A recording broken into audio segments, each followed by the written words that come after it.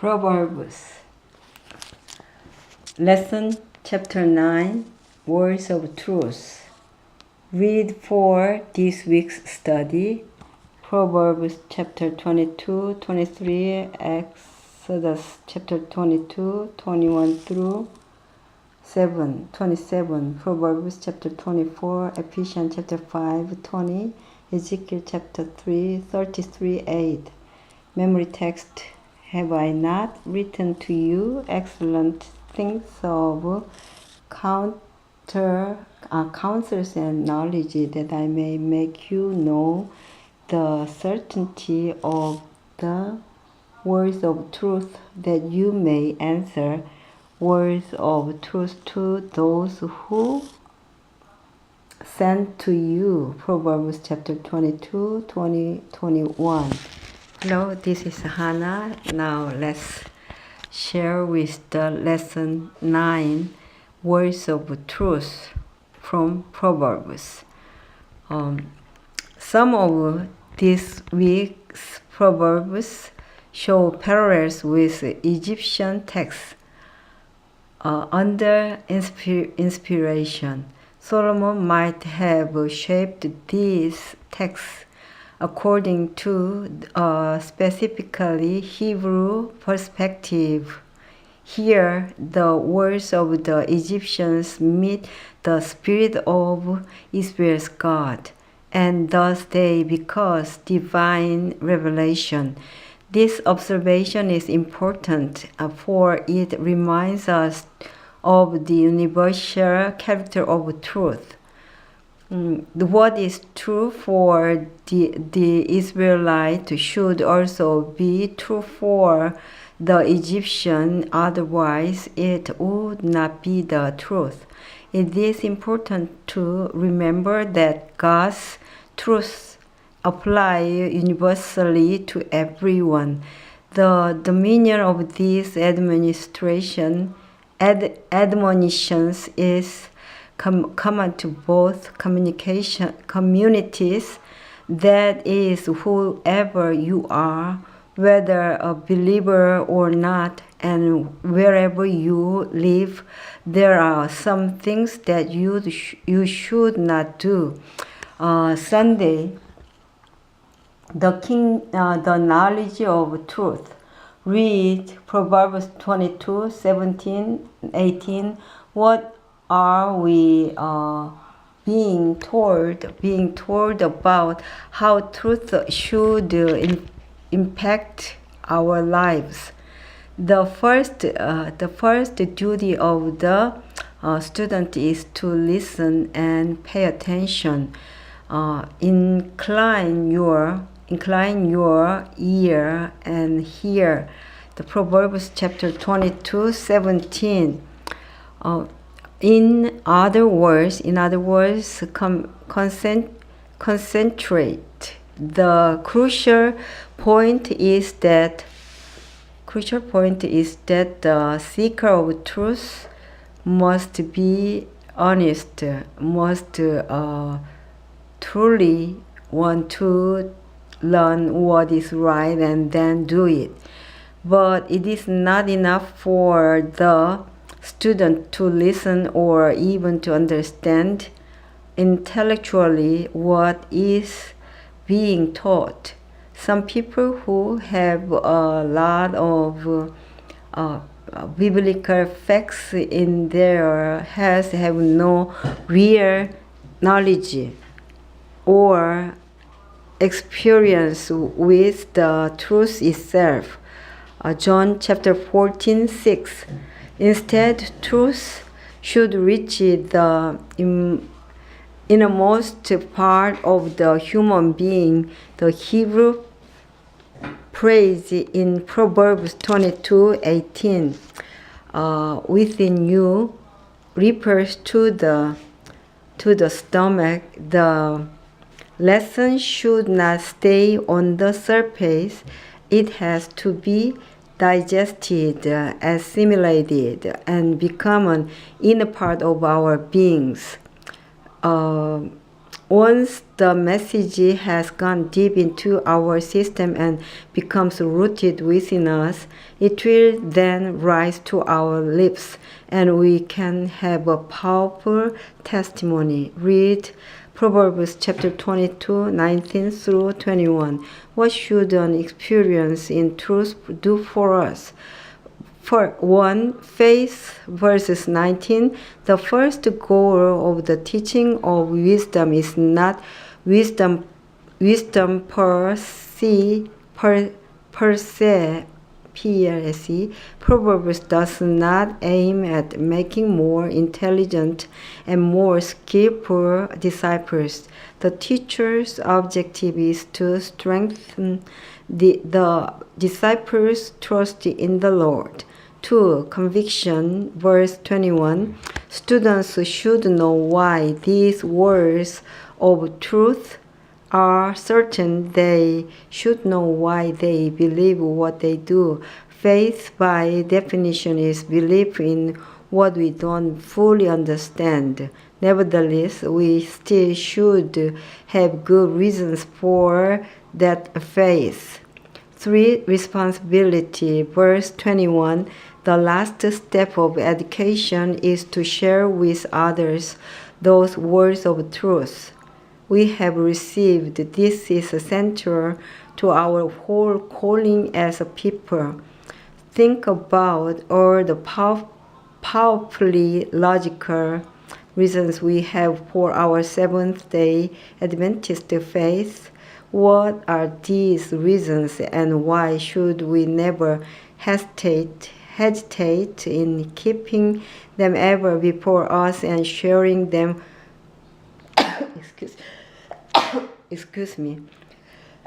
with them others? Bring your answer to class on Sabbath and think about all the powerfully logical reasons we have for our Seventh-day Adventist faith. What are these reasons, and why should we never hesitate in keeping them ever before us and sharing them with others? Bring your answer to class on Sabbath. On Monday, robbing the poor. Read Proverbs 22, verse 22, chapter 23, verse 23, chapter 23, 10. What are we warned about here? Though it's always wrong to steal, this prohibition concerns stealing from the poor and the oppressed, who are the most vulnerable. They are truly helpless, and therefore they qualify for God's special concern. Exodus 22, 21 through 27. The case of David, who killed Uriah in order to steal his wife, and Nathan's parable of the ewe lamb, 2 Samuel chapter 12, 1 through 4, come to mind. Robbing from the poor is not just a criminal act. It is a sin. What you have is worse than stealing. It is also an act of cowardice.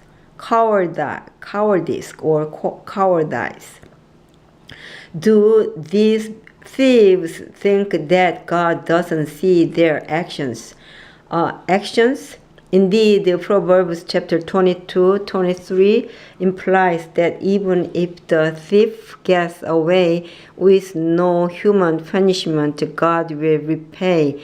The reference of the Redeemer, the God, Proverbs chapter 23, verse 11, may even allude to the divine scenario of end-time judgment, Job chapter 19, 25. So this warning, along with others in the Bible, speaks against those who are interested only in the immediate gains of their actions and not the long-term results. They take possession and enlarge their properties at the expense of others, and they are willing to cheat and kill for that purpose. They may enjoy it now, but they will pay later. This reasoning should not only discourage the thief, it should show that our ethical values are intricately tied to the sovereignty of God. In England, some atheists had the following slogan placed on CD buses: "There's probably no God. Now stop worrying and enjoy your life."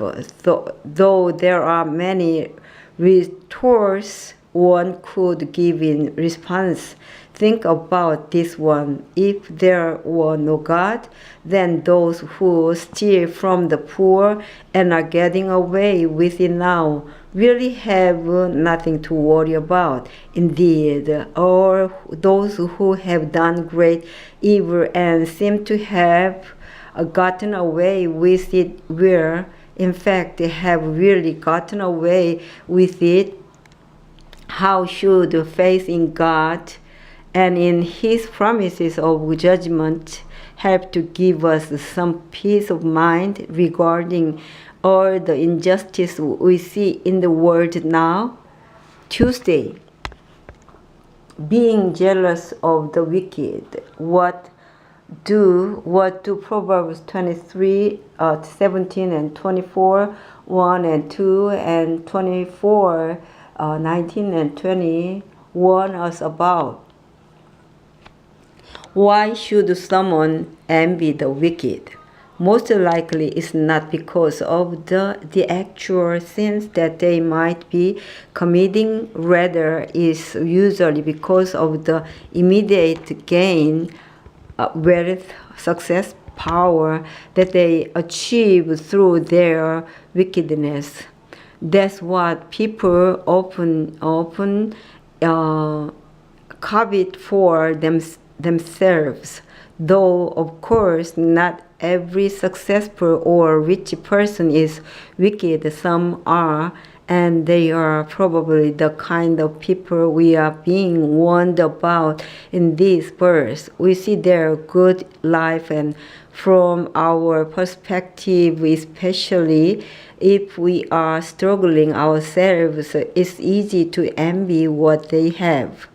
This, though, is a very narrow and short-sighted view of things. After all, the temptation of sin is that its reward is immediate. We enjoy the present gratification. A perspective beyond the present can protect us from temptation. That is, we need to look beyond the immediate gains of our sin and think through the long-term consequences. Besides, who hasn't seen just how destructive sin is? We never get away with it.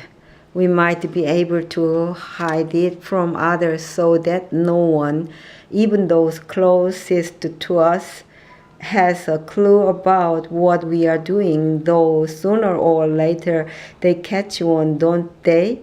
Or we might be able to delude ourselves into thinking that our sins are not bad. After all, look at how many people do worse things, but sooner or later, one way or another, sin catches up with us. We should hate sin because it is sin. We should hate it because of what it has done to us, to our world, and to our Lord. If we want to see the real cost of sin, look at Jesus on the cross. This is what our sin has cost. That realization alone should be enough though so often it isn't, to make us want to avoid sin and to keep away as much as possible from those who would lead us into it. Have you ever struggled with envy over someone's success? What's the best remedy for this spiritually deadly problem? See Ephesians chapter 5:20. Wednesday, what we put in our mouth. It is no accident that the first human temptation concerned food. Genesis chapter 3 verse 3. It was being disobedient and eating of the wrong thing that brought sin and death into the world. Genesis chapter 3, 1 through 7, Romans chapter 5, 12. We shouldn't miss the hard fact too that the first mention of wine drinking in the Bible is presented in a terribly negative and disgrading story. Genesis chapter 9:21. Read Proverbs chapter 23, verse 29 through 35. How is the use of alcohol presented in these verses? Who hasn't seen personally just how devastating alcohol can be? Sure, not everyone who drinks become drunk in the gutter, but most likely drunks in the gutter never imagined the first time they took a drink that they would eventually wind up in the gutter. The man who has formed the habit of drinking intoxicating liquor is in a desperate situation. He cannot be reasoned with or persuaded to deny himself the indulgence. His stomach and brain are diseased. His willpower is weakened, and his appetite uncontrollable. The prince of the powers of darkness holds him in bondage that he has no power to break. Bible Commentary, Volume 3, page 1162. Read Proverbs 23, 1 through 8. Why should we control our appetites? This admonition is about more than table manners. The biblical text is a warning to those who like to eat and who have great appetites. Proverbs 23, chapter 23, verse 2. The metaphor of putting a knife to one's throat is particularly strong. It not only means curbing the appetite, but also suggests the risk to your health and even your life that could be caused by overeating. The Hebrew word bin, translated consider carefully, expresses the idea of carefully deciding between eating various kinds of food.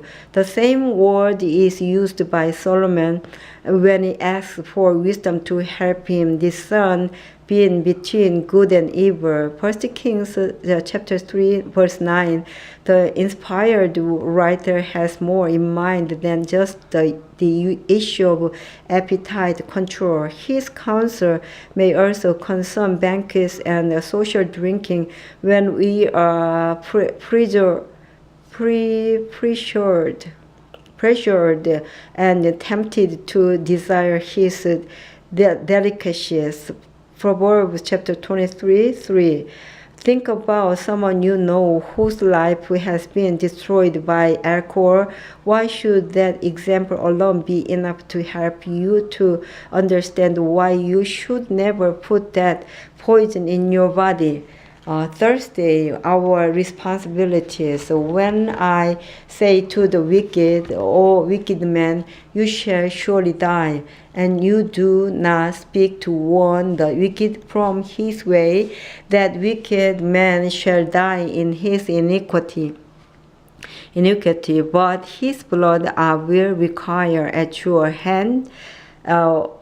Ezekiel chapter 33, verse 8. What basic spiritual principle is revealed here? How do we take this concept and apply it to our everyday lives? Years ago, in a big western city, a woman was being attacked at night on a street. She cried out for help. Dozens heard her, yet not one person even bothered to call the police.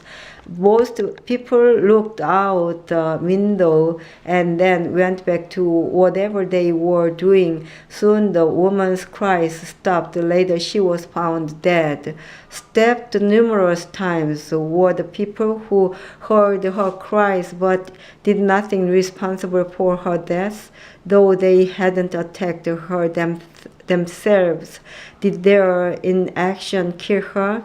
Read Proverbs chapter 24, 11, 12, 23 through 28. What important messages are here for us? The law of Moses clearly warns that those who fail to report what they witness will bear guilt. Leviticus chapter 5:1. We may not be able to act against crime, but if we keep silent about what we see, we then share the guilt with the criminal. By one's silence, we become accomplice.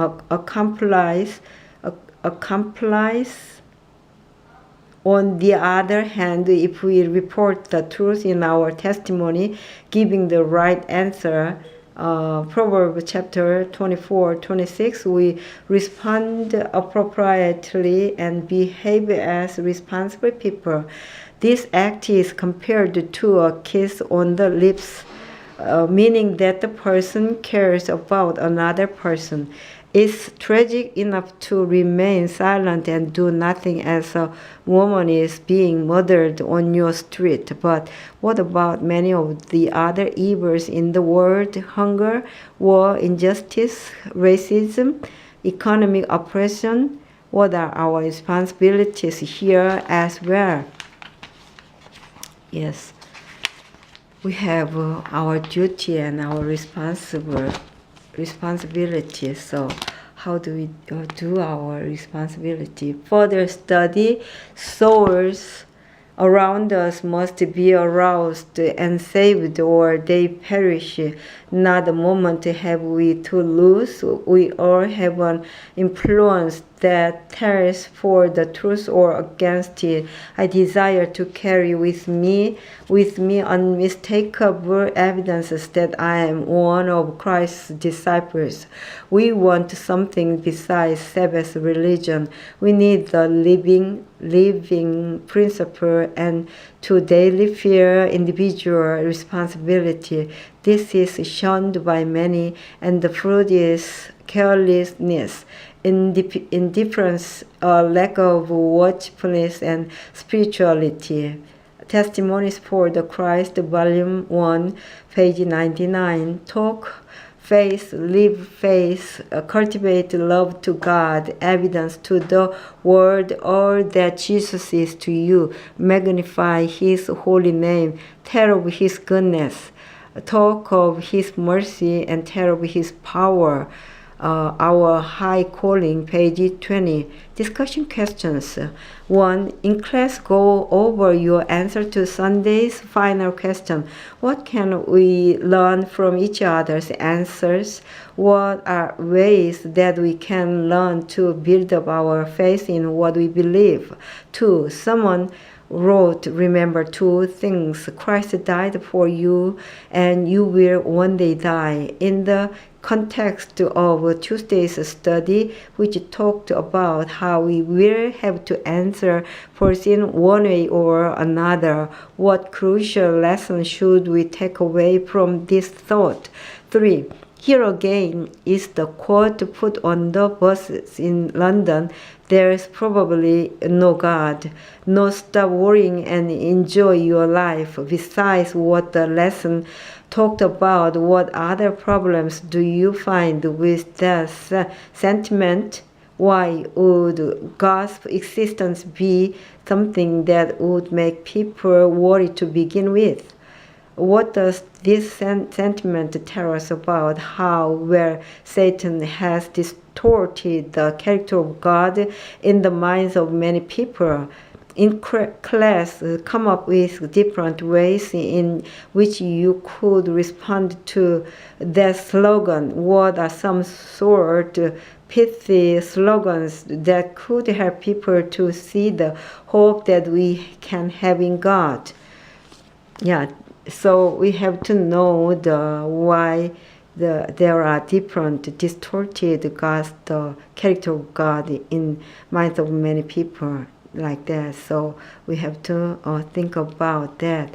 So if we just good member of our family, so if we do our best in our family, we just feel the loving relationship. So we just understand of God's love. So inside the story, helping mission succeed. When then Jacob isn't busy helping people learn to walk again, he's assisting his church members with their spiritual work. Pastor Don, a professional physical therapist, is also serving as a lay pastor for the Mountain View Conference in the two church districts of Elkins and Parsons, West Virginia. He also teaches biology and chemistry to the academy level students at Highland Adventist School in Elkins. His wife, Cheryl, is an educator in West Virginia. He also teaches biology and chemistry to the academy level students at Highland Adventist School in Elkins. His wife, Cheryl, is an educator and registered nurse and serves as the principal of the kindergarten through 12th grade school. Their son, Jeremy, teaches Bible, math, and history. Believing mission is important every other year. Pastor Dan leads the students and church members on a mission trip. So far, they've been to Mexico, Panama, Honduras, and in 2014, Costa Rica. While in Costa Rica, they built a church during the day and presented evangelistic meetings and a vacation Bible school in 4 different churches in the evening. In spite of his own poor schedule, Pastor Dan was impressed with the dedication of the pastor in Costa Rica, who shepherds 6 churches and doesn't have a car. Not only do Pastor Dan and his members build churches abroad, they also build them at home, where they recently completed their own church and school located on 5.5 acres to 2.2 hectares, completely debt-free. The most recent challenge for Pastor Dan and the 8 members Elkins Church is keeping up with the many Bible study requests coming from their community. Over the course of 3 mailings in 2013 and 2014, everyone in the state of West Virginia received an invitation for the Voice of Prophecies Discover Bible course. The response was overwhelming, with 10,000 people indicating that they would like to have Bible studies. Of that number, more than 200 came from the Elkins and Parsons area. Some are face-to-face Bible studies, explains Pastor Dan, and others prefer to take them by correspondence, which are then graded by our local church members. The local churches are responsible for purchasing the lessons and providing postage for the correspondence students. What makes this area even more mission field, says Pastor Don, is that you will get a lot of people who say, I believe this, but if their family isn't in favor of it, a lot of them just won't make the commitment. Nevertheless, Pastor Dan and the small churches he leads see reaching people for Jesus in their territory as an important mission and are willing to give the time, effort, and funds needed to help it succeed. So there are many people who helping mission succeed. So we have to pray for though we don't go to other abroad, but we have to search in our neighborhood.